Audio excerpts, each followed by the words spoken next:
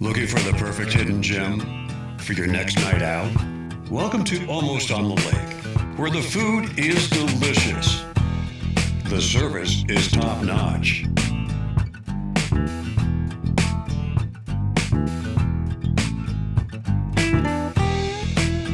And the atmosphere feels like home. Family-owned and locally loved. Come see why everyone is talking about Almost on the Lake. Nestled in the heart of historic downtown Wilkesboro, the 1915 offers a wedding experience like no other. Once a federal courthouse and post office, the 1915 combines rich history with timeless charm.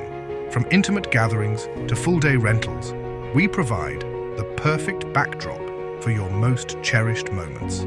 With indoor and outdoor options, bridal and groom suites, every detail is crafted just for you. Make your wedding unforgettable at the 1915, Wilkesboro's historic wedding venue, where your story begins.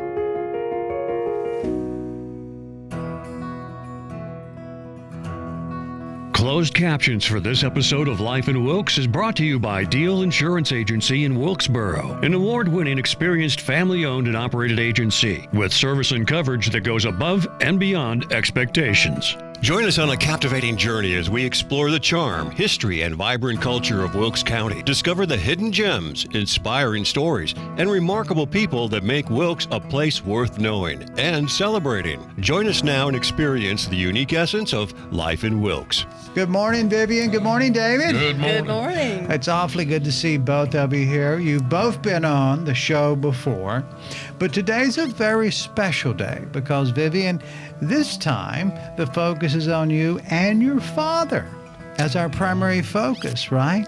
Right. Tell us about where you were born and brought up and a little bit about your dad before we get into the meat of the show. I am a native of Wilkes County, and Yeah. yes, sir, I tell you, I love my hometown. And I was born right here, not too far from the studio where we are. Oh, I thought you were saying you were actually born in this room. 10th and a half Street, wherever that 10th and a half Street, wherever that was. Really? So you Yes. were on 10th and a half Street. Yes, that's where I was born. So right, I mean. Yeah, right here. Yeah. Wow. So, yeah, it's so good to come back home. And so I spent most of my childhood here in Wilkes County. Mm-hmm. And my father relocated for his job the winter of 69 and 70. So I was in the 11th grade Okay. All when right. we left Wilkes County. So you were born in Wilkes County on 10th Street, and you were in Wilkes County until it was time to move from your dad's work. Right. All right. Well, great. So let's tell everybody about your dad, because that's going to lead us into the big show today. My dad was John Ralph Pennington, known as Ralph Pennington, and he was a pioneer musician in the early years of bluegrass, and grew up here in Wilkes County himself. Born in Ashe County, Sparta, near Right. Laurel Springs. Okay. And but then grew up just out of North Wilkesboro, off of 268, right Okay. here, Pennington Road. So everything's close by. Everything is close by. Wow. Yeah. I mean, So- when you come to Wilkes County, does it? I know you moved away at 11, but still those formidable years. I mean, that has to be in your DNA. It is, and it just does me so much good. You know, when I come up Highway 115 and I kind of get the glimpse of that mountain, that I know I'm home. Right. And so, yeah, I was here until I was 16, moved away. Okay. So, yeah, my dad was big in bluegrass in those early formative years of the music here in Wilkes County, and played early on with the Church Brothers, who were his cousins. My grandma was a church before the Pennington. Okay. And so it's all family. if you're from Wilkes County, your tree don't branch very far. That's right. We're all probably related. Well, this is interesting, David, because you and I sat here not long ago doing one of your shows on musicians in this region, and you spoke about Vivian's dad. That was a great show. Yeah, Ralph was a real inspiration to me on many levels. But he was a utility player. That was the main thing. He played a lot of instruments. He knew a lot about a lot of things, and he was a songwriter, prolific songwriter. So I was impressed with every aspect of him, and I only met him when I was in my early teens, and I had heard about him. My dad talked about him. All the musicians talked about him, about Ralph Pennington. Have you heard Ralph? Because I was trying to learn to play. He was, well, you need to hear Ralph. You need to meet Ralph. So I finally got to meet Ralph, and I was not disappointed. Wow. Well, let's talk about, continue that conversation. But the time that you met her father, and I imagine you learned from him right away, right? I did, and Vivian can elaborate on this probably more than I can, but the first thing that impressed me was that everything this man was doing, he was doing without a full set of fingers. Because he'd had an accident that robbed him of the ends of several of his fingers, and that didn't stop him. He was playing the night that I first met him. We were playing a little show down here in North Wilkesboro, and I want to say Wayne Johnson and some of the guys were there, and they had called Ralph to come pick with them, and Ralph showed up, and he was carrying a mandolin, carrying a banjo, and singing the harmonies. He sang baritone. There wasn't a tremendous amount of baritone singers around then in bluegrass, but he played. It sounded like the stuff I heard on records. It did not sound crippled up at all. It sounded like good professional bluegrass, and it impressed me because I was just getting into it. And that night was really impressive. So it's one thing to hear a great musician. It's another thing to hear a great musician that's working with, some sort of a deficit and still able to perform. Yeah, had I had my eyes closed, I would have never known there was anything different about his hands. The other thing that impressed me was how giving he was, because I was, a young guy, and I was like, hey, that's the guy I've heard about. And he was just so open, and I would talk to him, and I felt like, he's talking to me. He really cares about me. Right. So you could tell he cared. He did. Most of the players in this area were so giving of, they wanted to share what they did with each other, with young guys. Drake Walsh was another one of those. Same thing. I learned to play fiddle from him. Right. But Ralph was, I wanted to do all those things he did because, as I say, he was a utility player, and I just wanted to play all those instruments. I wanted to do that, so he impressed me about that. So, David, as a nod to your book again, your book is coming together because of interviews. It is. And you interviewed Vivian. I did. We spent about 3 hours talking about Ralph's history and her history and the family. And Did you pick up things there that you didn't know? I learned a lot of things I didn't know. One was the timeline, because I met Ralph, in my teens on a picking level, and I learned things about his songwriting that I didn't know, who all he had played with, who all he had subbed for. Ralph was as a utility player, you get called on to play in bands sometimes that you don't play regularly with. And that requires two things. You've got to have a quick ear. You've got to be dependable, but you got to be familiar with their material enough to fit in on a short-term basis. And he was that way. He could, whatever he was playing, mandolin or fiddle or banjo or bass, he fit in a band like he'd been there for years, if they needed a player. Stanley Brothers used him. I can't remember, the Flatten them use him any? No, I don't. But I don't know think the so, Stanleys did. that I know of. I know him and Lester and Earl. You know, they would Yeah, they were play. friends, They would 'cause play that up was- there at Hickory at the radio station because right. Jim Shoemake, you know, Yep. that was my mom's cousin, and they all And met of course, and the played Church together. Brothers, The too. Church Brothers. He played with them on a regular basis, did he? Right, not? he did. So, Vivian, as we get into talking about your big project, was that interview with David at that time? Because that's been, how many years ago was that? It's been 6 years, maybe? yeah, about right before COVID. Right before COVID. Okay, Maybe. so just before COVID, that'd been before your mother got sick, right? Right. So, was that conversation a seed? Was there a seed sowed within you at that moment to where when you walked away, you're like, you know, I need to do something about my dad?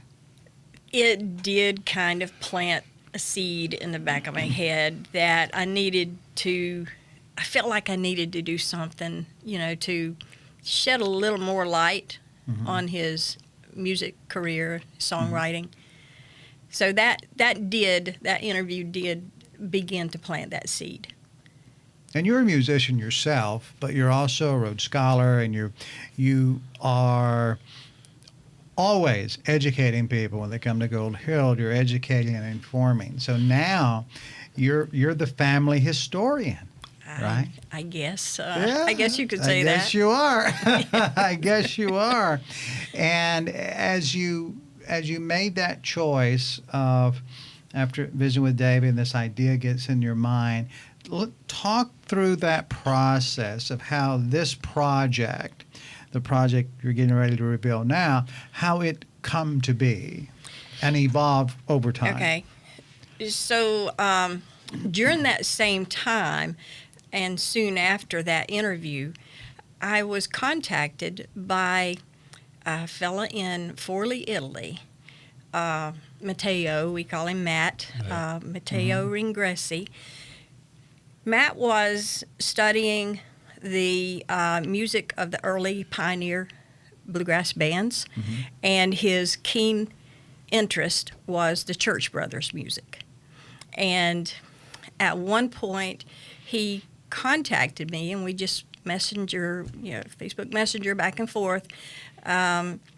He asked me about one of the songs, and it was An Angel with Blue Eyes.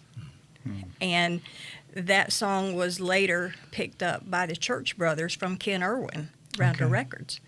And they recorded it even on their Brothers project. But it's on the early Church Brothers compilation. So when he started asking about that song, and he asked, did your dad write that song? He could hear my dad's baritone on the song. He also knew my dad was playing the bass. And, you know, I'm the same way. I can't sing and play bass at the same time. That's a hard thing. So he asked about that song in particular. And I said, yeah, my dad wrote that song. And I said, it's not about a lost love like you would think. It's about the loss of his and Mom's third child, which was a little girl. And she only lived less than 24 hours, and Daddy held her the whole time. So that song, you know, the best songs written are from life's experiences. Right. Yep. So And sorrow is often part of that. It is, right? and it helps you work through those sorrows. So that got recorded on the Church Brothers. So in those conversations about the Church Brothers music and other songs that my dad had written, and some he did get credit for, I got to thinking that, you know, I really do need to do something. So that was the catalyst. That was the final catalyst, I guess, in the decision to do a compilation recording. Were you with surprised? most I mean, of my dad's you know, best. David, you've been a musician for a long time, so you're used to people, you know, coming in and out of your life from all over the universe. But Amen to that. but that idea that you had the interview, you start thinking about it, and then you get a message from someone from Italy, someone Around the world. you've never talked to before, Right. and it then begins to take you down this road. It did. Mm-hmm. And when I started thinking about that song and others, some that are really more iconic in bluegrass now, the one thing that I hate is my dad didn't see all of this coming, but He was maybe, living in the moment. yeah, he didn't gloat or talk about his music and his career. He just enjoyed playing, enjoyed sharing, and yeah. Nice. So what happened from that point? So you've got all these things coming together in your life and giving you inspiration, but yet life is going on as well, right? How did you get momentum with the project? How long did that take? Wow, it took some years, a few years. I was a caregiver for my mom in her later years, and so I was taking care of her, taking care of my husband, whose health had been in decline for 20 years. So, yeah, there was a lot going on in my personal life, but the music kept me grounded. It gave me an outlet. Gives you a diversion too. Yeah, and it was. So when I began thinking about this project, I'm thinking like, wow, this is huge. This can be huge. Why did you think huge? I mean, were you thinking of all these iconic sounds, or were you just saying, this is huge? I was just thinking like, this is going to be a huge undertaking for me at this point in my life. But it's something that I need. It's something I need to do. Something that I just feel like needs to be done. Who'd you first talk to and say, hey, I've got this idea. What do you think? I think I talked to David. You called me. What was that call like? We talked about it for about an hour anyway. You got to get the wind works done first, as my grandpa used to say. I called David, and we had a and pretty I long didn't discussion. know, all right, I was all into it because I thought, well, that'd be nice. We need to preserve some of this stuff, and Vivian's not got a solo thing or hadn't had one lately. She needs a little something. This would be good for her. Maybe we could sit down in a little studio and just overdub 2 or 3 instruments and her sing a few songs that she's wanting to preserve. Might make her a few nice little demos sometime. Right. And it kept going from there. And that really was the thought. Yep. In my head. It wasn't the big grand production that it ended up being, but some things are going to bloom, some things are going to blossom, and they're going to grow. I mean, it's like, and I don't mean to use such a common term as kudzu, but if it's got a good root system, it's going to grow, and the vine's going to go somewhere, and that's kind of what happened with. That's what happened with this project. So, David, you've been doing this a long time. You've been, I don't know if you could imagine the hours you've spent in a studio working on your own music and everybody else's music, but that would be several years. Yeah, 54 now. Yeah, so the clock ticks on, right? Yeah, it does. And but you want it to. Of course. That we'd be doing a different show today. Right. Yeah, exactly. So. Let's talk about what you observed happen then. So you see this going on. So Vivian, you're getting some affirmations, some confirmations that something good is here. Let's talk about that putting of the crew together, if you will, from David's participation. Then you've got to find all the musicians to make this happen. Okay, so when I finally had in my head that, yes, I'm going to do this. It was just a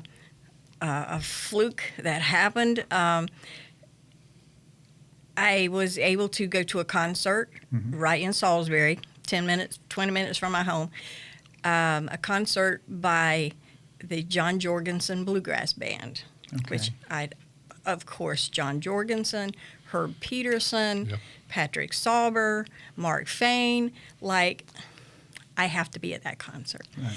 So I was always a huge Herb Peterson fan. Great banjo player, great backup singer for everybody in the business. And him and Chris Hillman, John Jorgensen, the Desert Rose Band. I was a huge fan throughout that. And then the Laurel Canyon Ramblers. So, after that concert in the green room, backstage, I mentioned to Herb, to the guys, they were all sitting there, Herb, Mark Fain and John. I said, I'm getting ready to I'm getting ready to record an album. And I said, you're aware that my dad wrote My Cabin in Caroline. Mm-hmm. And his ears just peaked right then. And he kind of looked sideways at me. He said, who's going to sing Cabin on your album? And I said, I don't know. Right now, I don't even have an outline down. I have no idea the musicians I'll pull in for this, but that will be the catalyst for the whole thing, is that song. And he said, would you let me sing it? That was a great thing, too. I was beside myself when he asked that, because I knew he was a fan of Flatt and Scruggs, Foggy Mountain Boys, because he had filled in for Earl when Earl had an accident and had to have surgery. So I knew from way back in his career he was a fan of them. And that's the reason I wanted him to know I was going to record that song. So, and I told Mark, I said, my hand was still in a cast from hand surgery. And I told Mark Fain, I said, I'm probably going to need a bass player. I remember that period, your hand period. So that was runs 2000. in your family. Right. Bandage hands. That's right. So that was 2019. Soon after that, COVID hit. The thing, even the thoughts of it had to go on a back burner, for a while. And then following my mom's death in 20, I brought it back out and thinking, okay, maybe I can move forward with this. Within a few months, my husband, Hoppy, was diagnosed with cancer. So it had to go on a back burner again. And we dealt with his cancer for 3 years. And after his passing in June of 23, it took me some time, just kind of regroup myself, but in about 4 or 5 months, call David. Yeah, well, sitting right here just waiting. Some stuff takes a while to grow. I think let's move with this project. So we started talking about the players and who I wanted on the project. I'd had, time to think, these few years, I'd had time to think of who I wanted on it and why. There's personal reasons behind each person that's on this album. Yeah. And so I called David. We started talking about the players and what would be involved in doing it, and got serious with it and moved forward from there. What did you do during that time to help it move forward, David? Well, we were talking to musicians, and I wanted it to be, who Vivian wanted first. And then I got to looking at some of the songs and thinking where we needed to go to do it. The environment to record it is as important as every other aspect of it. And during this same time of adversity, when COVID and the family health problems and stuff were rearing their head, there was a new studio opening up in just past Asheville. I had worked with a fellow named Van Atkins at the great gospel music place up there in Asheville. It's been there for so long, Crossroads. And Van was chief engineer there for years. We'd worked together 26, 27 years, I guess.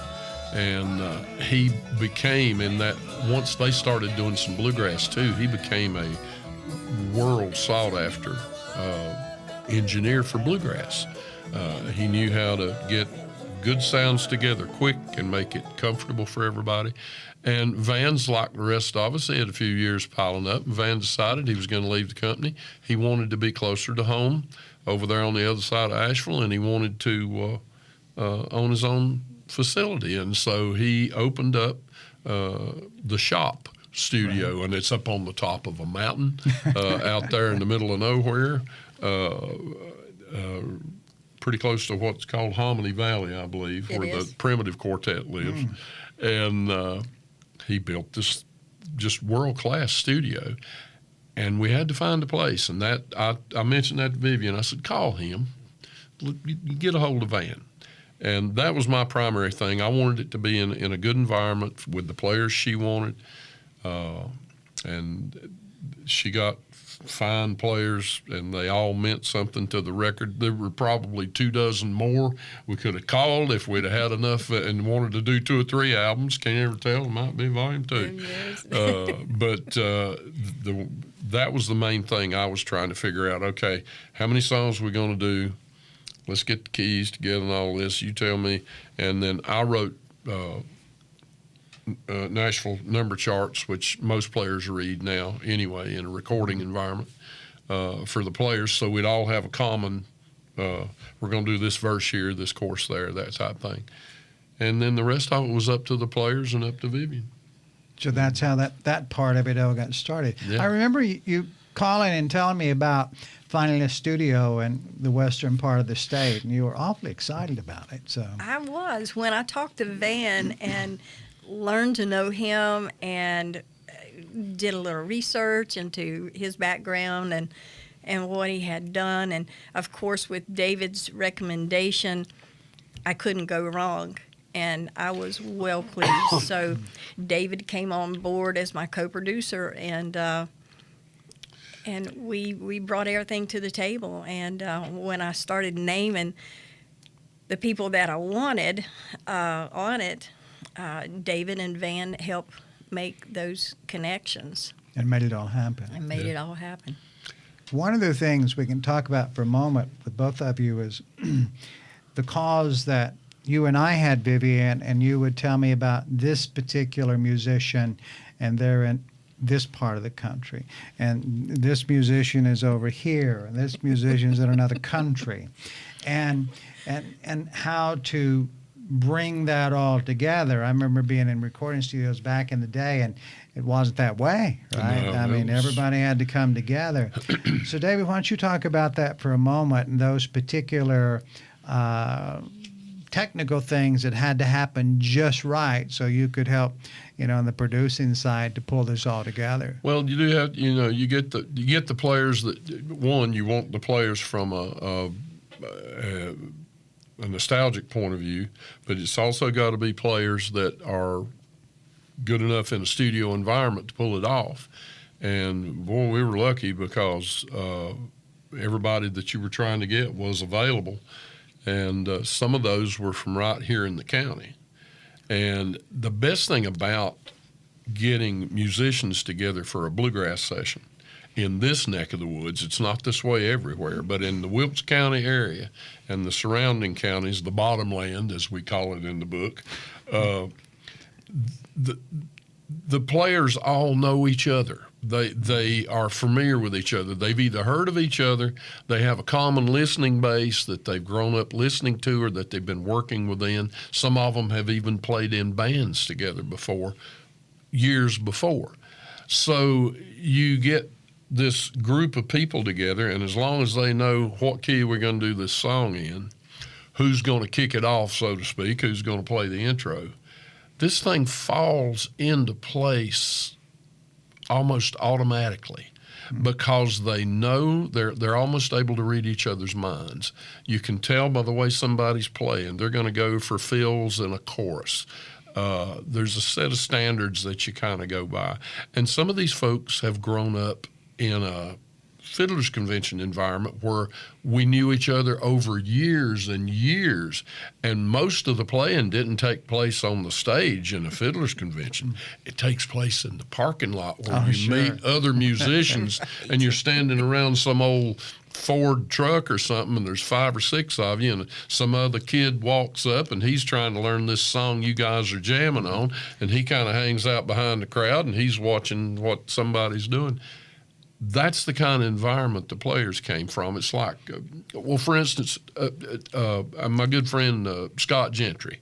Scott Gentry's from the eastern part of the county. I knew Scott when he was a little bitty guy. His family was all musical. His father, Raymond, wonderful fiddle player, and his brother Mark, a wonderful drummer, and they all played together for years. But Scott's a bass player, and he's played with so many people. And we were able to get Scott. Scott reads Nashville number notation. But Scott was familiar with all this material. He was familiar with the songs, kind of, but he was mostly familiar with the genre. So he brings his bass fiddle. It's set up for this kind of music. It's the tone we need. It's the mindset we need. And I just knew when he was in the bass booth over there, he's got that covered. Did you know that, Vivian, were you just kind of on David to make the decisions on these guys and say, okay, these are all good? Or oh yeah, I knew all of them. Yeah. And on the bass, my original thought was Mark Fain. To get Mark. And he was set up to come and play the bass part. And the week we were going into the studio, he got a family emergency. And couldn't do it. So David said, what do you think about Scott Gentry? And I said, oh my gosh, yes, let's bring him on, because I grew up with Scott, and a fine bass player. So we brought Scott on, and he did not disappoint. Does that make it all the more special having people that you know that are excellent, be involved with this project? Does that, give you that extra sense of pride? It really does, and I'm so blessed and so fortunate that everybody that I brought into this project was kind of excited about it, what we were doing. Some of it happened by default, too. Wayne Benson, who was a wonderful mandolin player, third time out and all that, she got Wayne. Well, Wayne's married to Kristen Benson, and she's with the Graskels. So, okay, if we're going to get Wayne, see if Kristen will ride up with Wayne. She came along with the program. And there's your banjo player, So some of it worked out just simply by default. In bringing Wayne in, the personal reason for bringing him in was my dad built the first mandolin he learned to play on. Wow. When he was just a teenager. And it was that particular mandolin was built out of a maple door that my dad took from Wilkes County with us when we moved to Rowan, because it was a real nice piece of maple. Right. So maple makes beautiful instruments. Yeah. And so that mandolin that Wayne learned to play on was built from that maple door from here in Wilkes County. And so I had to bring him in. Nice. There's reasons behind bringing everybody. And, well, speaking of that, Jeff Michael, who's played music here, was a student of mine when he was a kid, but then he's played music in big bluegrass circles for years. Jeff knew the song. Your dad taught him the song, and he was the only one that actually knew the tune, wasn't he? He was. The melody, a mandolin song. Mandolin chimes. So she brought him in to do mandolin chimes. Wayne played a second mandolin part with it, and Jeff contributed that to the record. Yep. And when I brought that song, my thoughts of that song, Jeff being the only one that knew it, I had recorded it on a festival that I promoted up in right out of Danville at the foot of White Oak Mountain. And Jeff played it that weekend, and I recorded it. And So when I approached Jeff, I said, I want you to come. I want you to play on this album I'm doing. I want you to play mandolin chimes. I said, but I want to bring Wayne Benson in, and I want you to do it as a duo. And that took a couple of nights to took a bit. materialize because they had to work the parts out. To work the parts out. And Wayne actually took it home with him. He did. And worked out the second part and the harmony and he was ready the next day. And came back in a few Now, days. you also got Buchanan. I'm sorry. It was, you also got Buchanan.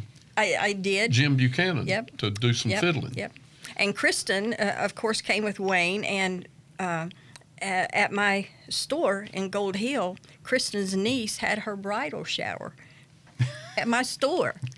So, yeah, it all became, it's kind of a family thing. So everything's connected. Everything's and connected. then at the same time, Jim Buchanan is fiddle player, notorious fiddle player. He's from Drexel over here. But he played worldwide. He played for Jim and Jesse, a lot of their big hit songs. He played for George Jones for years. So he's a Nashville, primarily a Nashville-based player, but he's from this area. He's from here. And at the same time, Herb Peterson, who she's talking about that sang Cabin in Caroline, is West Coast. He's California boy. I think he's California. He is I know he lives there. Yeah, just right out of and L.A. both sides of the country came together in this little session. Yeah. So, and each person, like I say, it was a personal reason for bringing these people in, because my dad and Jim Buchanan grew up together. Right. Playing together. And so I had visited Jim in Nashville, Franklin. He lives down in Franklin. But I had visited him out there a couple times, and he wanted me to bring the project out there and record it out there, but I couldn't. I just we couldn't talked make about happen. that. So yeah, let's keep it in Wilkes. But he was Wilkes. he still was excited about being a part of the project, and I brought him in on that one song to play the fiddle on that one song. Yeah. Yeah.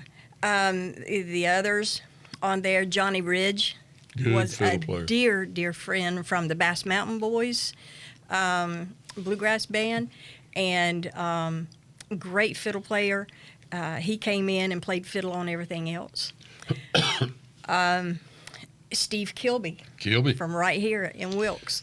I had to bring Steve in because Steve's dad, Curly Kilby, played with my dad and L.W. Lambert and L.W.'s brother-in-law, Harold Tomlin, in the Carolina Neighbors. They recorded a couple songs over at WPAQ. Which was on a Wilkes County-based label called Blue Ridge Records. Blue Ridge Records. So what you're describing is a situation that not only are they great musicians, but there's this unique tie.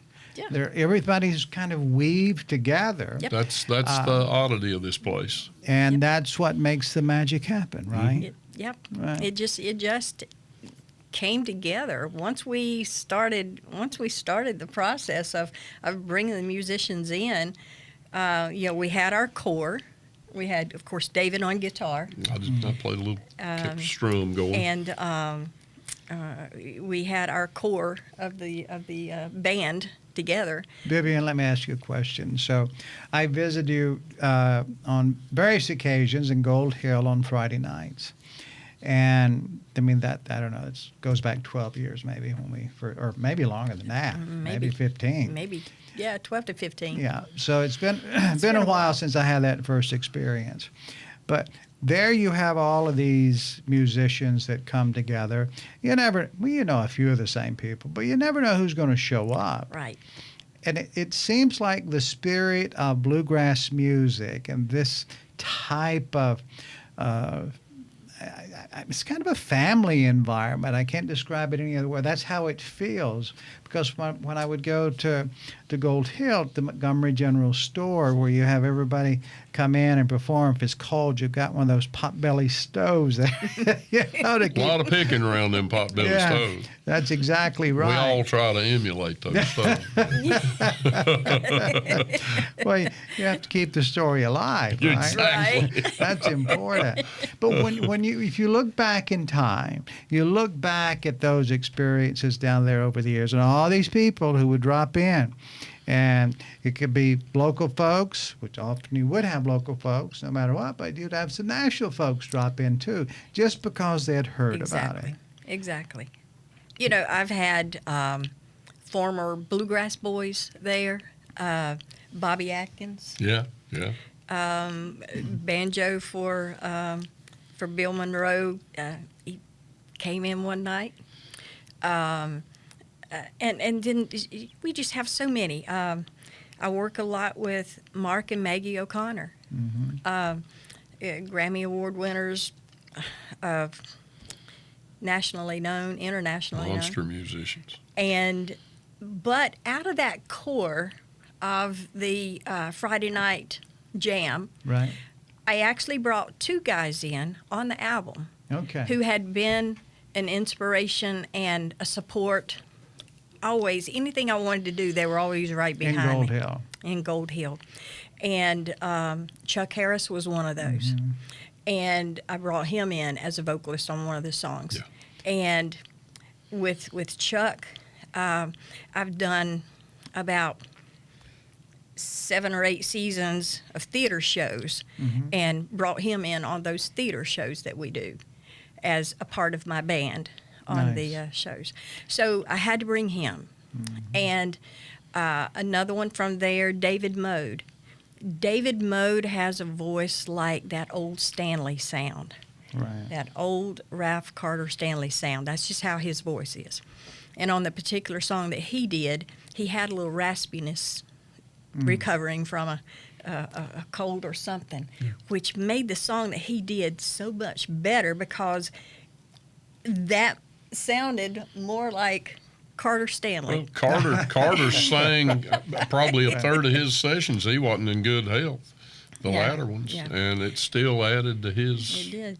It thing really did. some way. So from that Montgomery General Store Friday night jam, 2 of the musicians from there. Do you think are it on was this that album. experience also that being around that type of family music environment, if you will, of where people, not only local, would stop in, but from all over the country, and you never knew who was going to stop in. Did that give you a bit more confidence as you approach this project of knowing that, okay, this is something I want to do, but I want to do it at a really top level. We're not beginners.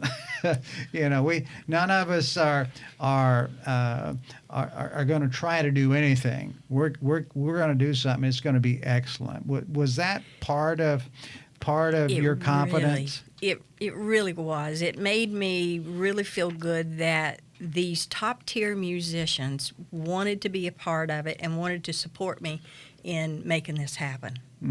It really, the confidence level just went up from there, And it's such a personal story for you as well. It's not just, it is. Here's some songs I like, but this is a very personal journey. It is. Growing up in bluegrass and, our dad drug us everywhere through our childhood growing up. And, of course, being here from Wilkes County, we were around so many iconic musicians already. I grew up under Doc Watson's feet. Yeah. Willard Watson, my dad would get wood from Willard to build instruments. He would save him the best maple, the best. I've still got some of that, and I'm going to We build. used to go to Willard's, my grandpa, to get wood for instrument building. I've got some of that left, and myself and Bob Kogut are going to get together and build a fiddle. So the confidence through the process, I had kind of some not second thoughts, but anticipation, I guess, a little anxiety in putting it all together. Am I really going to be able to pull this together? Right. Or I knew you were going to pull it off. It couldn't help but succeed. I mean, look at the material. The material was just It was as good a songs as you could want for this thing, but it was personal to you. It was. And then the players that you got, I knew they were going to do well. Had a hard time keeping up with them on a couple songs. and you were cutting it in a great environment, and it had all the help that a good project needs, and it was a concept record. When you download single songs now, which is profitable for sometimes for the artists and more often for the purveyors of the music, you know, the labels and the distribution companies, the online companies, it's good. Everybody can make money off of single song downloads. But think about the records that you bought when you were growing up, if you remember records, which a lot of the populace doesn't remember anymore. The albums were what you were attached to. Right. They had the pictures. They had maybe a little bit of write-up about the artist. But a lot of them were concept-driven records. And concept albums are always special. And then when you combine it with a family-oriented thing, it's just, it can't miss if you record it well and play it.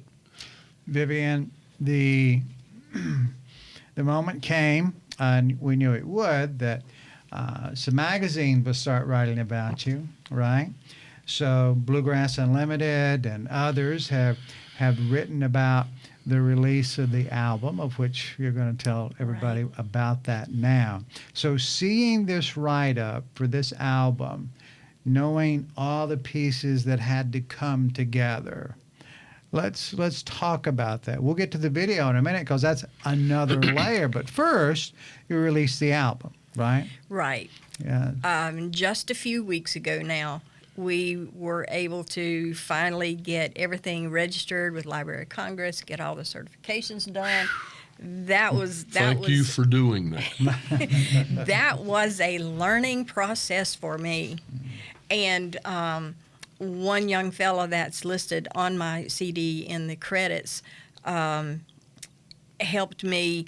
I wanted a second set of eyes in going through the process of registration, getting all the credits right on it.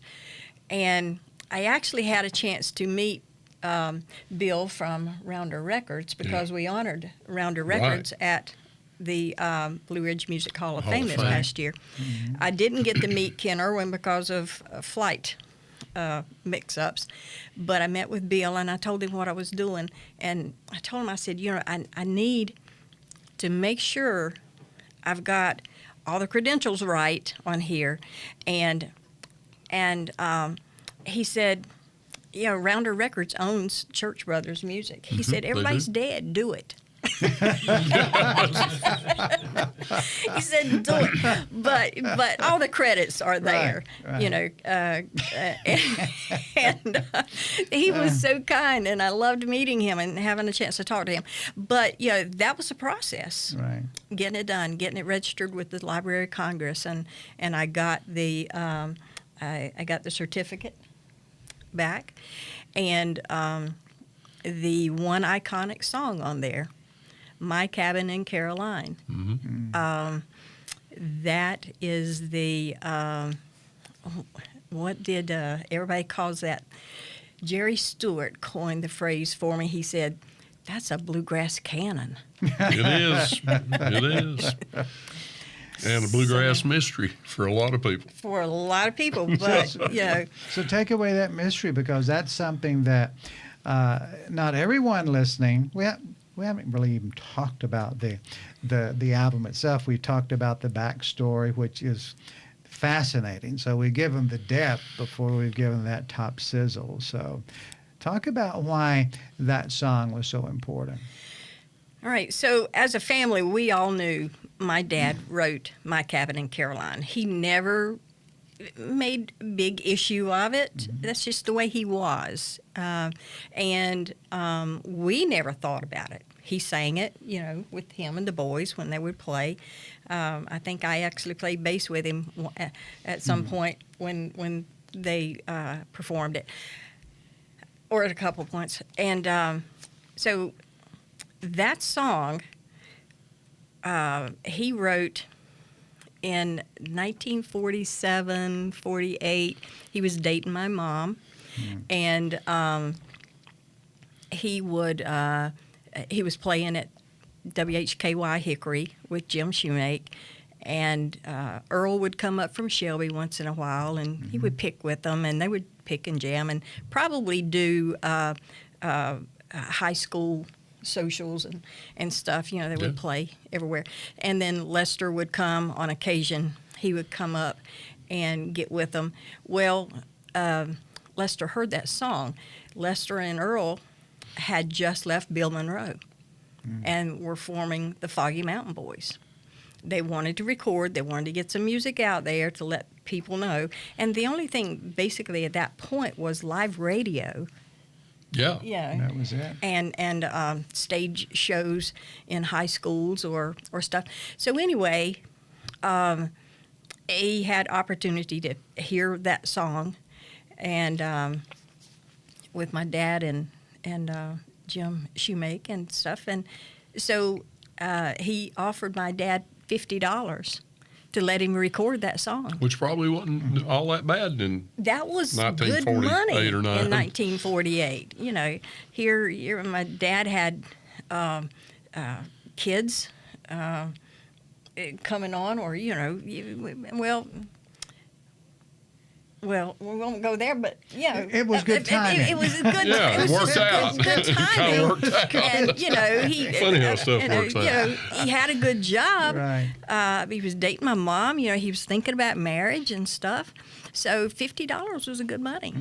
So yeah, he sold the rights, you know, to the song. So Lester and Earl recorded it, and of course didn't name my dad as writer on it. They copyrighted it in their name. They copyrighted it in their name, and That's fairly common. It was back in the common. day, Yeah, it wasn't was. it was common. A lot of songs got recorded Bill that way. Monroe had copyrighted when Lester and Earl were with him. Bill, now he shared some credit with Lester on a thing or two, but he had copyrighted songs that the bluegrass community is almost sure an instrumental or two that we're almost sure Earl had to have written.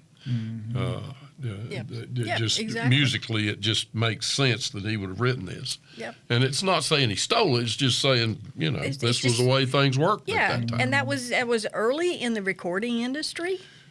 A lot of people didn't pay that much attention to copyrights. copyrights You know, they'd or write a song, they writers' were credits. honored. They were Somebody honored, would record yeah. their song. So I'm sure that's the way my dad felt. And so when I brought that song to the table, you know, we were going to record this song. As a matter of fact, Mark Pruitt, when he was inducted, him and his wife performed that song. They did. And I saw David That's the sitting one they did at Blue Yeah. Ridge Hall of Fame. And here I'm sitting there watching him talk about this song and how like where that song come from. And he told the story of Curly Seckler telling him that Curly had asked Lester, "Where'd you get that song?" And Lester had told Curly, a fella over near Sparta, you know, in North Carolina. Which makes sense. The And, words of the song Yeah. are almost surely not about Lester's wife, Gladys. She doesn't Right. fit the description. Right. Right.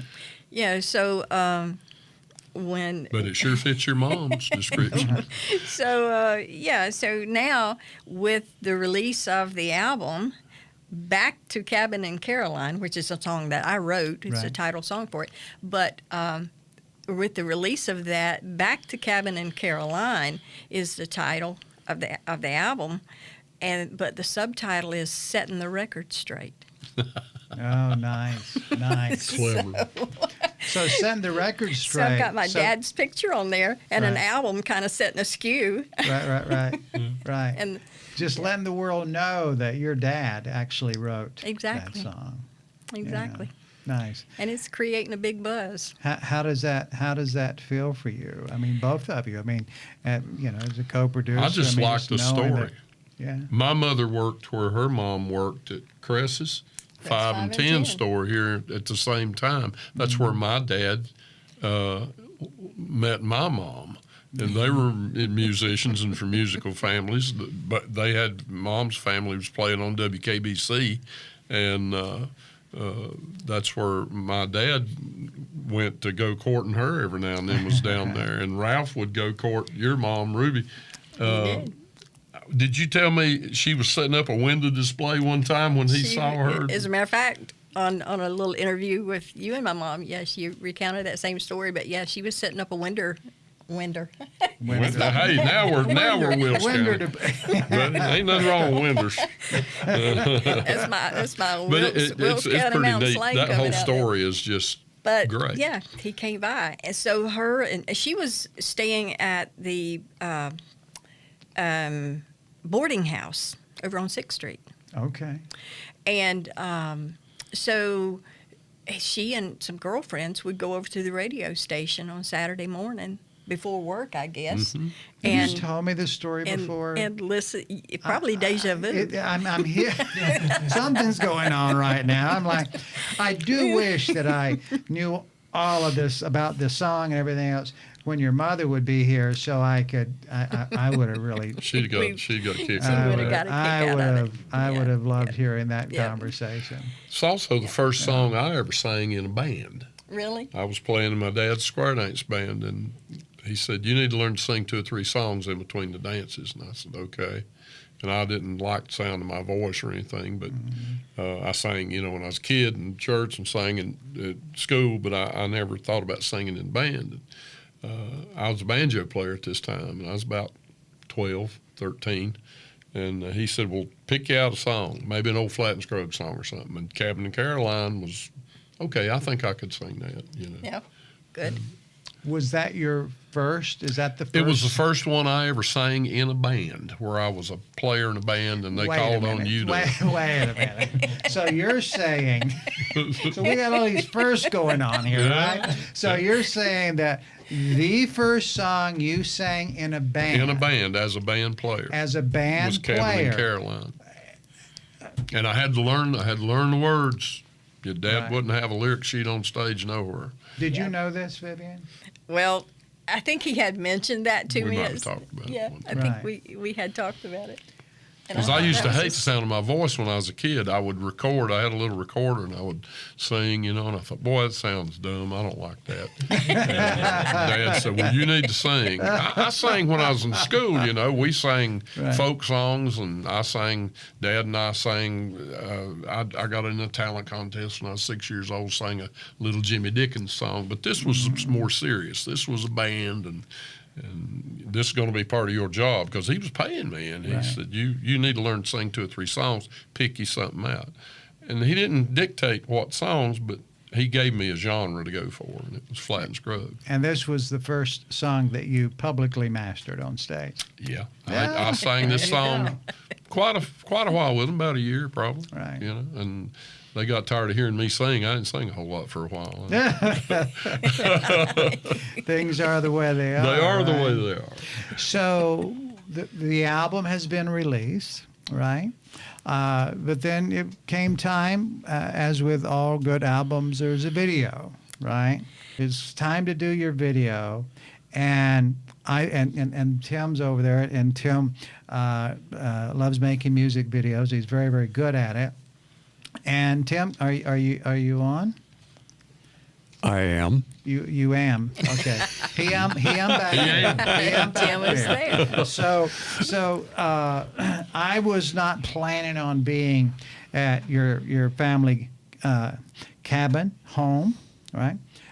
What is it? A cabin or is it a home? What do you It's call it? actually It's a a house. turn of the century farmhouse. Right.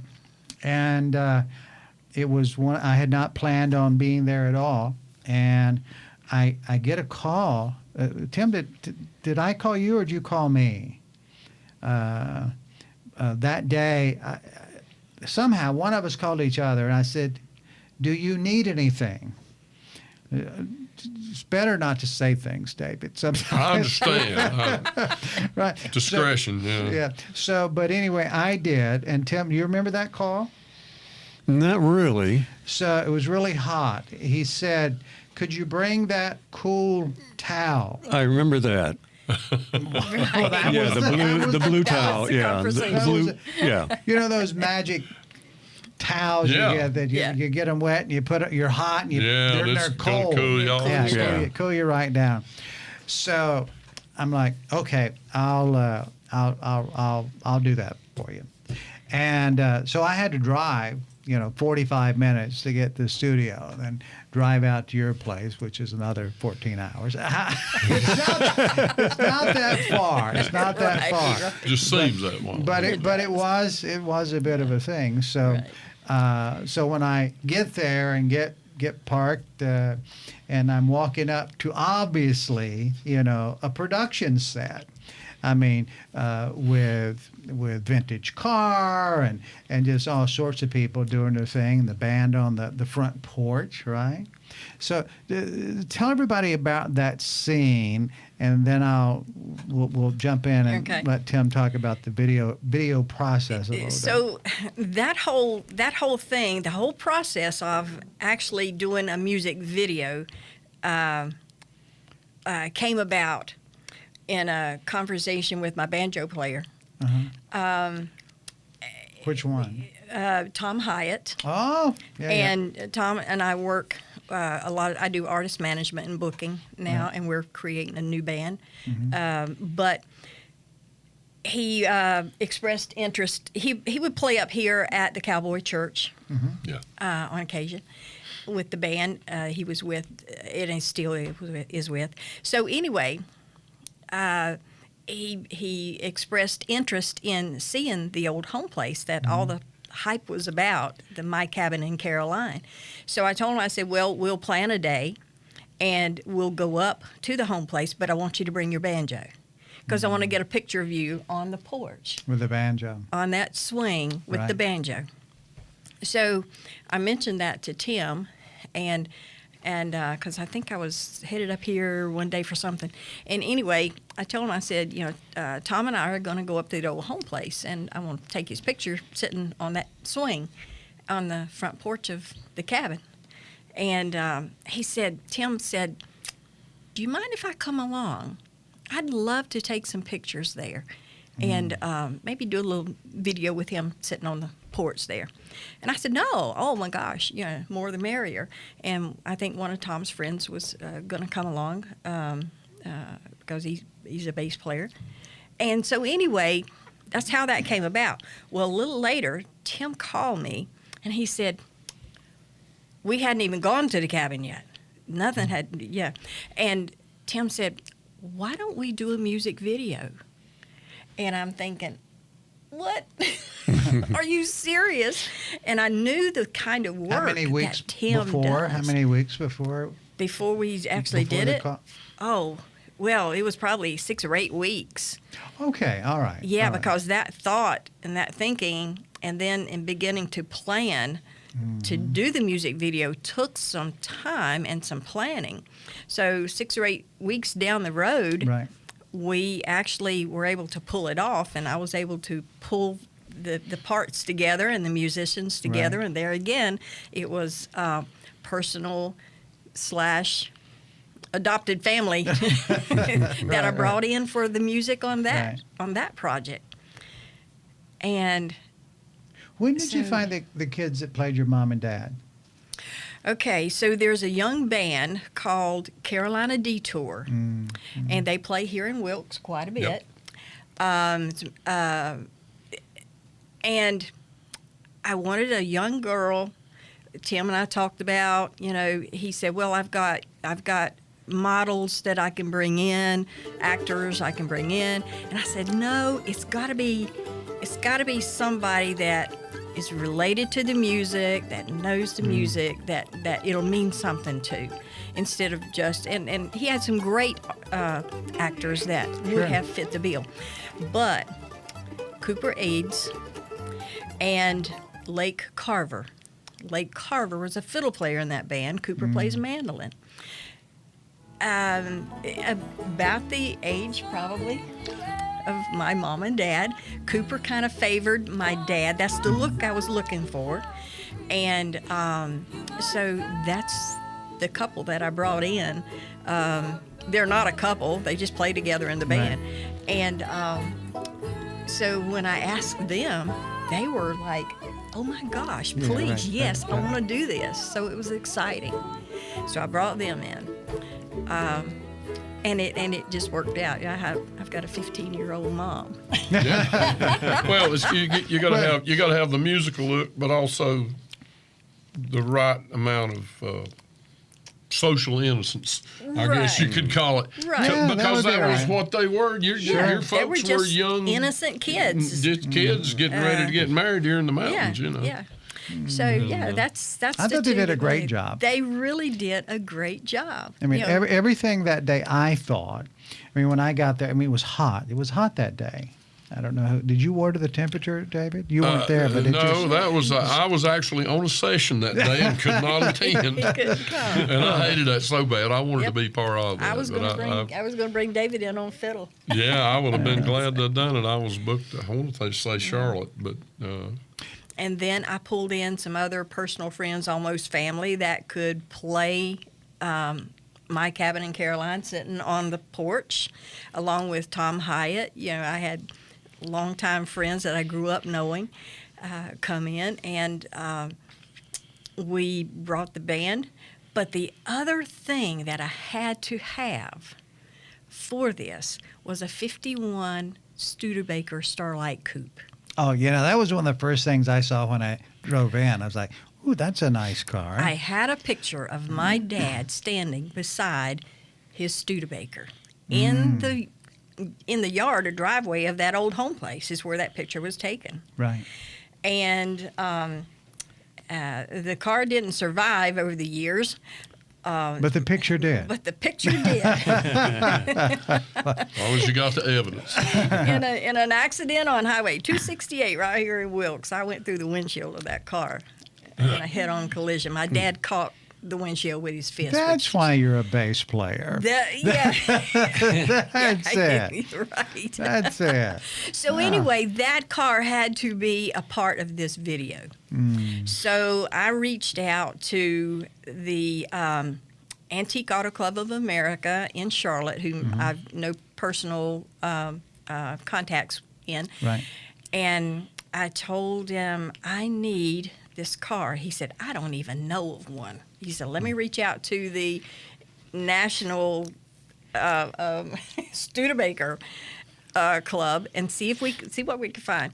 So I was here at Merle Fest when I got a call from my guy there in Charlotte, and he said, you're going to get a phone call within about an hour. We have a fella that has a 51 Starlight Coupe. And I said, you got to be kidding. So I got that phone call, and we had planned to film earlier than we actually ended up doing. But so the fellow that owned the car, he said, I'm going to be in Mount Airy at a car show on Father's Day. I said, well, we're thinking about shooting this on Monday, which would have been right after Father's Day. And he said, well, I would love to do it. And thank you for wanting to use my car, because I would love to have it. He loves bluegrass music. Right. And Where was he from? Charlotte. Okay, close by. From Charlotte. Right. So he said, I'll stay over an extra night, and I'll just drive down. I said, I'm going to send you the address. He said, I'll just drive down to Wilkes from Mount Airy. So it all just kind of fell in place. You know, things are meant to happen sometimes. So we got the car. Tim said, I'll bring the drone. We'll fly the drone and follow the car going in the driveway. Right. And, I said, my dad has to get out of that car. And so, Tim, take it from there. So, Certainly turned into more than a drone show. So others involved in that, of course, Danny Bowers, who we've had on the show before. Sure. Danny's great. I brought him on fiddle. Tim Perry from Myrtle Beach came up on mandolin. And he was one of the Teenage Travelers back in the day from Wilkes, Iredell County. And I brought Travis Brady from Asheboro area on bass, John Marler on guitar from the Statesville area, and my nephew, Joe Couch, who was of the Couch family of that the recorded. Couch family, which recorded also had records. Part of them had records in the 30s on Victor. Yep. Wow.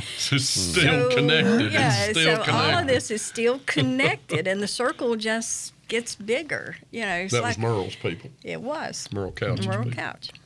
So those were the players, and then we needed props and stuff. So I brought my cousin in, Debbie, whom you've met, Sure. Debbie Pennington, and Tim Pennington. My cousin supplied the shotgun hang on the front porch, and Gotta have that. you got to have that because your daughter is Yeah, you got girls, you need a shotgun. So we had that. We all dressed in period 1950, and I dressed as my granny in 1950 with my hair up in a little bun, and my cousin Debbie was barefoot. We were sitting on the porch stringing beans. Right. I remember that. That's what you did. Had your what we snuff did. can on the. Had the snuff can there. The only thing I didn't bring was the spittoon, but Yeah. it all came together. And Tim then put everything together in his head as far as how the day would play out. Yeah. Yeah, How'd that work, Tim? I got a phone call. I had no plans to be on location, not because I don't love you, I do, but I just had other things, and I couldn't be there either. Don't feel bad. We missed you. And I said, "Well, do you need anything?" And he's like, "Yeah, could you bring that thing that that towel for your neck, which makes you cool, cloth. the cool cloth, Yeah. the cool cloth." And I'm like 45 minutes from the studio, and I'm like, okay. Sure. And so, but I could tell by his voice. I said, "It's hot out there. He's starting to melt, So I get there, and the place looked great. I was like, "Hey, this really looks good." And I think it was going well. And then Tim, you ordered rain. Why did you do that? Why was that? Yeah. No, I didn't order the rain. No, somebody did, but it actually added to the scene. I mean, it was really nice at one point because you got the camera out and you took Lake and Cooper and did a little bit of improv. Oh, sure. Well, had imagine them walking out of the house with the screen door, Right. And that was a really nice add to the. that was a nice romantic ad. It don't you think? was. It really was something we A had not loving planned. moment. That's That right. was a very nice ad, but it really made for a really nice humid situation in which you didn't. Well, anyway.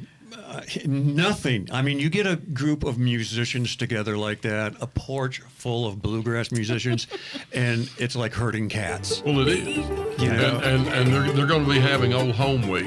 Oh my Hey, God! you remember that Fenders convention we had when you was 14? You remember that girl's face? That's where that goes. Yeah, I had playback. Playback goes right out the window. You're supposed to lip sync to this playback that I had Right. ready to go Yeah. on the playback system, Yeah. and nothing went according to plan. Oh, I remember that. I remember that because Yeah. because there's They're supposed to, I'm can't- supposed to play this back, Yeah. and you're supposed to. Right. And they had not practiced that. Yes. So I have to get this to work somehow. No, that's what happens in studio, the audio studio, if you don't have people that are prepped or either people that Yeah. have been there before. So Exactly. what we ended up doing, in that song, we've got that modulation. Yeah, right. Okay. I bet Yeah. that was a flip. Well, within 10 minutes, they were ready to play with the modulation. That's how good they were. That's Yeah. great. That's I how- actually forced it. I Yeah. hit the play button. Come hell or high water, they were Right. going to have to adapt. gonna- Yeah, right. You got to And- do this. So And when you've got professional musicians, exactly. to hear Yeah. they were able to pull it off, and they We did. got one take, and I just, ran with the camera and got whatever I could get, and I just kind of winged it and got whatever I could get, and then that's when the rains came. Yeah.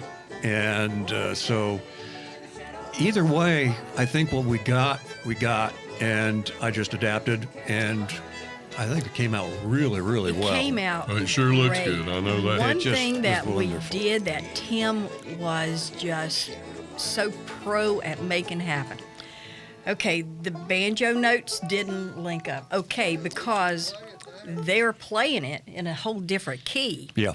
than the soundtrack from the CD. Right. So he had the GoPro on the peg head of the banjo, watching Tom's notes.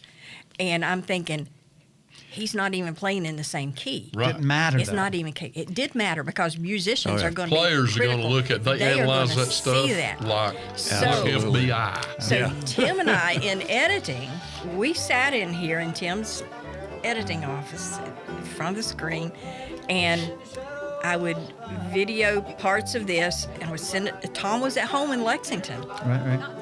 and and Tom would call back, and he says, "The banjo is out of sync. It's like, okay, can we back it up a little bit?" And he said, "Back it up one frame." So Tim said, "Well, let's back it up 2 frames." And then Tom called me back. He said, "That's worse. That's worse."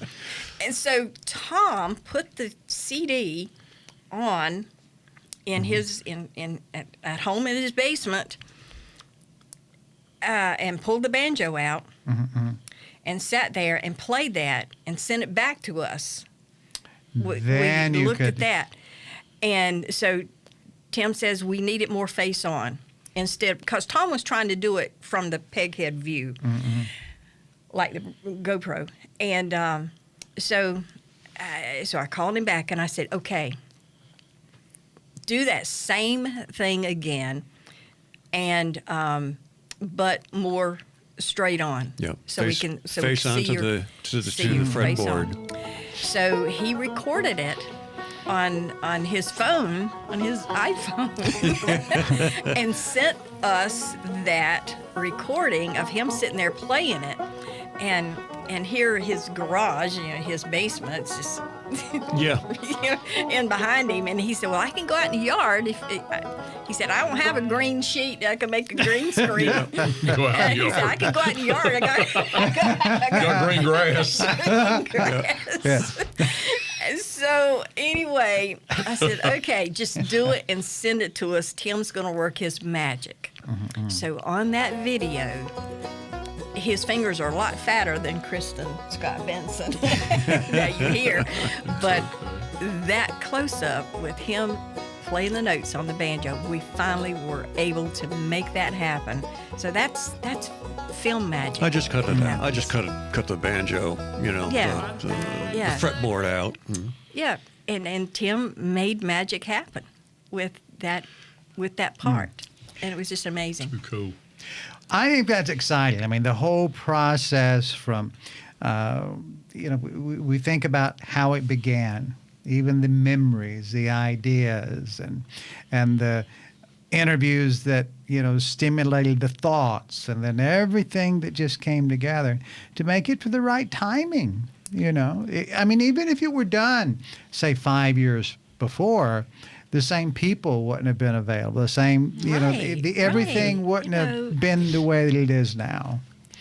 Those It's pieces just- only came together at that time for that purpose, that particular way. It's just amazing how everything just, okay, we had to have those delays. My mom had to get sick. Hoppy had to get sick. We had to delay this. It all had its reasons for all the delays. The stars aligned. Yeah, and It had to be the right time for you. it did. Yeah, And- that's a big thing, Vivian. And today in music today, a lot of players, a lot of bands are looking back at those old songs and bringing a lot of those old songs back. and this music, just to release this right now is perfect timing. I think it is. Pardon the pun. It has happened over and over. It's happened in bluegrass too. It reinvents itself every now and then. It does. Yeah. I mean, look at 1975. That second generation of players came along, and all of a sudden, that band, this one band, happened to have J.D. Crowe, Ricky Skaggs, Jerry Douglas, Tony Rice, and Bobby all in the same band at one time. Look at the fingers that came out of that. And look at where we are now in bluegrass. I mean, COVID happens, right? Right. And then this little guy that we don't know much about named Billy. Yeah. Billy Strings. Then he comes out of nowhere. Nobody knew, and then he started doing these massive concerts in this open outdoor environment. And look at who he brings into the concerts. He brings some vintage players back to the concerts. Right. That's right. And young people. So you got everybody. All the newcomers, all the newcomers too. Yeah. But it's amazing because when I see young folks playing the music, for them to look back or involve vintage players in their things, there's so many aspects to it. It's an aspect of respect. It's an aspect of exploration. Maybe they've not heard some of the stuff that these people did in their day, and then they bring the new players in as they get older. I can remember when Brian Sutton was just a little guy hanging around the studio. Right. Now Brian's, I don't know how old Brian is, but he's getting up about middle age, and he started a lot of people playing, He did. Takes a village, doesn't it? Yeah, It really does. It's a great big village. This whole project will be introduced at IBMA. I've got a showcase set up for Tom Hyatt and this new band that we're putting together, and we're going to perform some of the songs from this album. Going to what, Kentucky? It's moving to Chattanooga. Oh, Chattanooga. okay. Chattanooga, that's right. So Chattanooga. the 17th of September, we'll be doing some showcase sets. As a matter of fact, another one of my bands is doing a showcase there too. Right. And, Chattanooga's not far. Yeah. No, that'll be fantastic. Well, you've got an album out, you've got a video out, and as if one video wasn't good enough, there's another video. There is another video. So Tim, I remember him saying, "I'm going to Gold Hill." I said, "I bet you're making a video." Hey, take a towel, Tim. Yes, that's right. It was a warm Sunday afternoon. I had really a fortunate thing happened in a fellow that I've been a fan of forever. He's a part of Special Consensus, the bluegrass band that's celebrating 50 years in music this year. Greg Blake moved back, I think born and raised probably in West Virginia, but had been in Colorado for a good number of years. Moved back to Lexington, and bass player that Tom plays music with wanted to introduce Tom to Greg. So we went to a little concert, a little house concert at a brewery over there in High Point. And here we walked in, and Tom's walking in behind me, and Greg's playing, and Greg looked at me like, oh my gosh. I had known Greg way back when I was doing bluegrass festivals, MC work, and stuff back in the day. So they were able to meet that. But I wanted to put those two together in a concert setting. Greg Blake, Tom Hyatt, and I told Tom, I said, pick your players, who do you want? And so we brought in Lake Carver on fiddle, and we brought in Daniel Schrantz from the Gospel Plowboys on bass with Greg Blake, Tom Hyatt. And I did a house concert, gave it away, filled the place to standing room only on a Sunday afternoon, scheduled it from 5 to 7, and it went almost till 8 o'clock. And talk about the song that you did, though. The big reason for the video. The reason that Tim came down, Tim had another brilliant idea okay, let's film a second music video for Back to Cabin in Caroline. I wrote 2 songs for this album. The one is Back to Cabin in Caroline, and the other one is Papa's Farm, which is about the farm, the farmhouse where we all grew up. Beautiful song. And Herb Peterson called me, and he said, "Why don't we do duets on both of your songs?" Like, Wow. okay, here's another arm, twist away. So we did that. It's on the album, and Tim said, "Let's do a sequel video." So that day with that concert, Tim came down, and we held that song until last in the concert because we knew we wanted to do several shoots. So I sang with the guys, with Greg and Tom and Daniel and Lake. We sang Back to Cabin in Caroline. I feel the breeze a-blowing across the mountain, back in the hills of Caroline.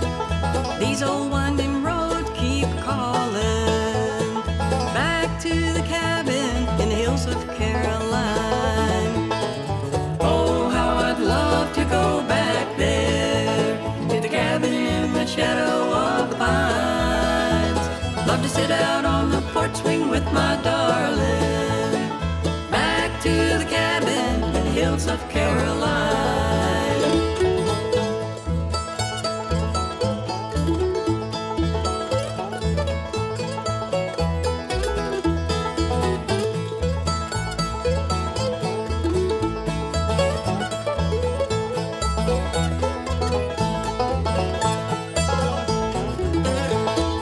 That's where he met his blue-eyed darling, at the cabin in the shadow of the pines. They held hands and set out on the porch swing, back in the cabin in the hills of Caroline. Oh, how I'd love to go back there, to the cabin in the shadow of the pines. Love to sit out on the porch swing with my darling, back to the cabin in the hills of Caroline.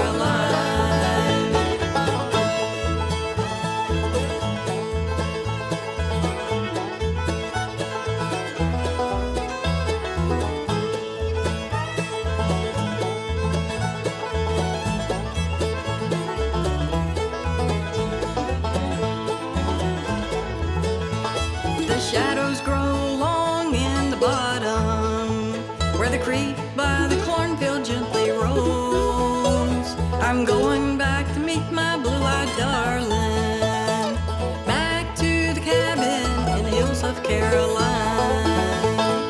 Oh, how I'd love to go back there, to the cabin in the shadow of the pines. Love to sit out on the porch swing with my darling, back to the cabin in the hills of Caroline, back to the cabin in the hills of Caroline.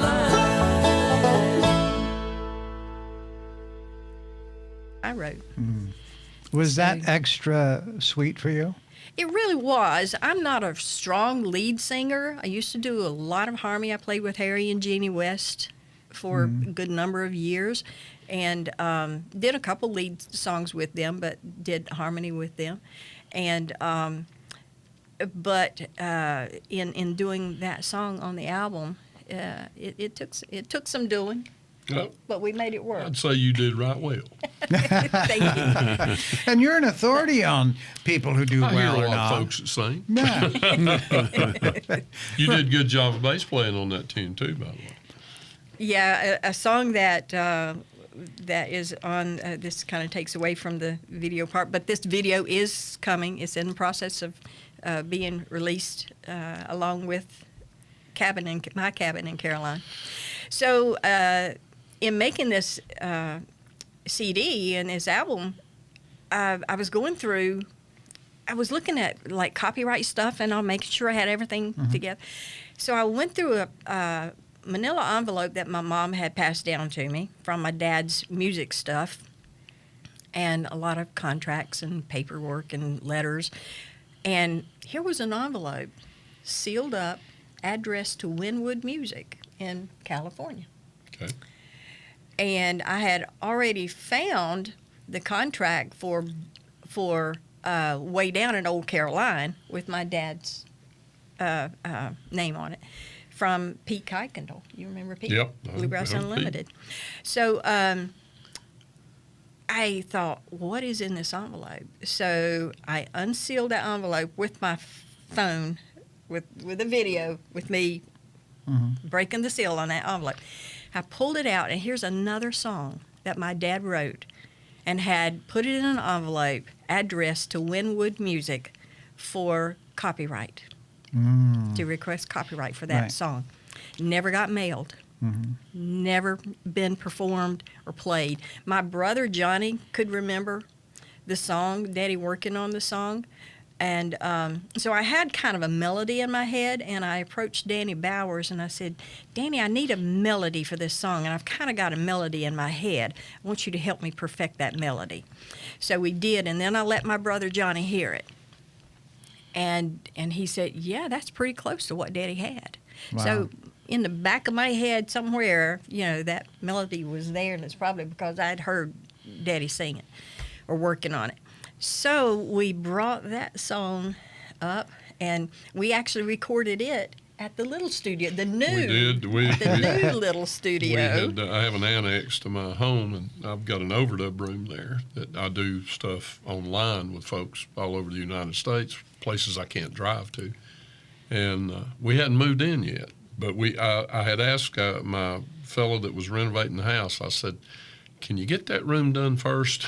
I've got some stuff I want to move in. Tim's been up there. Yeah. So we got that one room done, and it was a little bit live in there. We hadn't dampened it down anything, but it was perfect for the bluegrass stuff. And we cut the basic tracks for that. So, there. yeah.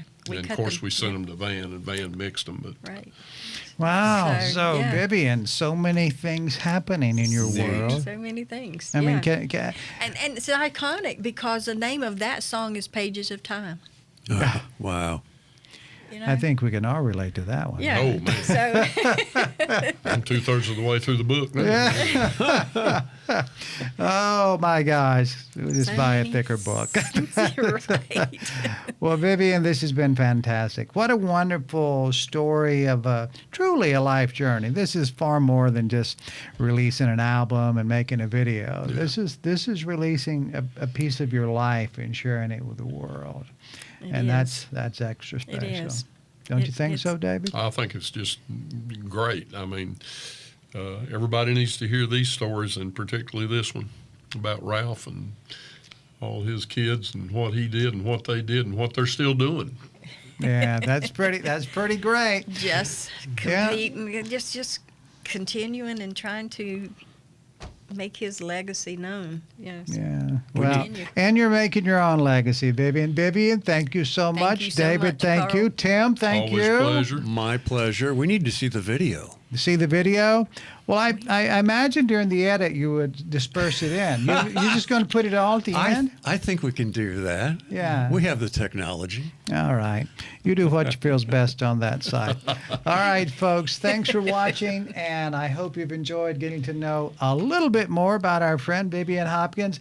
And, of course, you know our friend sitting here, the prolific music writer, the prolific interviewer, right? I suppose. Yes. Well, that's how this all kind of started, right? that's the most fun part of that book Yes. is getting to talk to the folks. Well, I can't wait till we get together and talk about more chapters. So Yeah. we'll do that. Why don't we do that when the leaves start falling? All right. We'll watch them turn. We'll get together again. There you go. Thanks, guys. Good seeing Thank you. you. Thank you.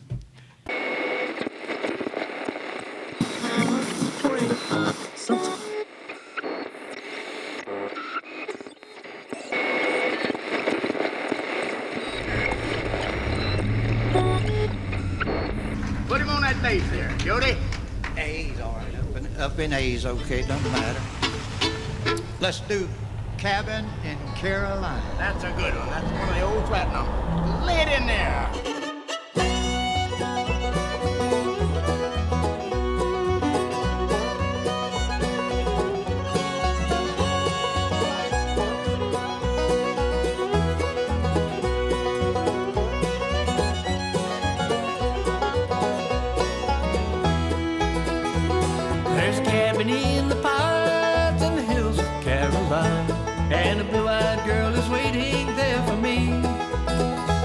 I'll be going back someday. From her I'll never stray. In the cabin in the hills of Caroline. Oh, the cabin in the shadow of a pine.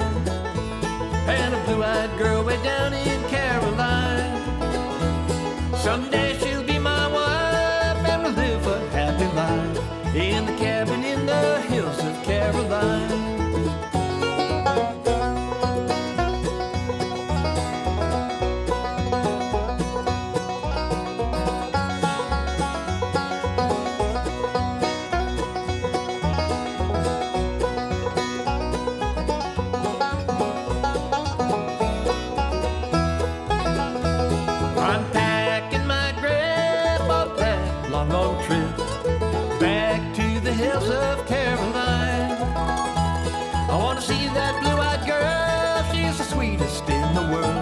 In a cabin in the hills of Caroline. Oh, the cabin in the shadow of the pines. And a blue-eyed girl way down in Caroline. Someday she'll be my wife and we'll live a happy life. In the cabin in the hills of Caroline.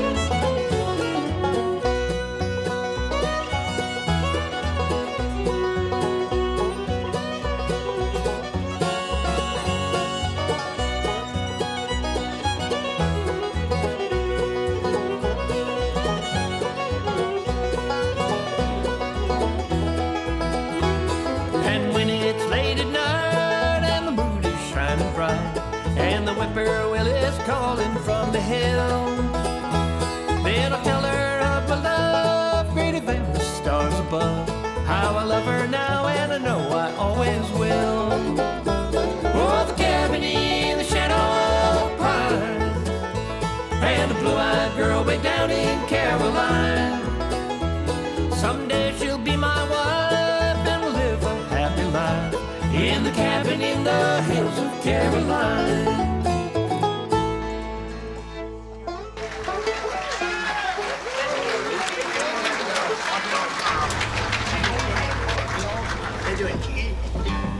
All right, thank you so much. We hope you enjoyed that one.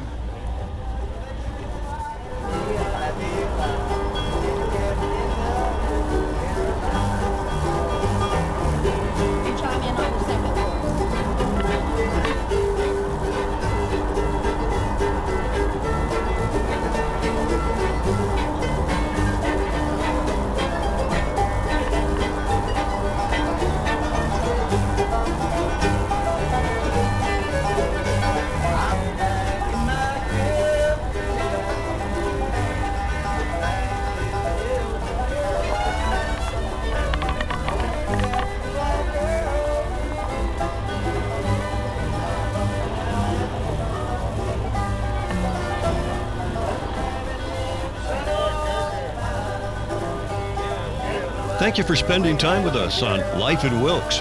We value you as a viewer and appreciate when you share the show with your friends and family. Be sure to bookmark our channel and join us again on the next episode of Life in Wilkes.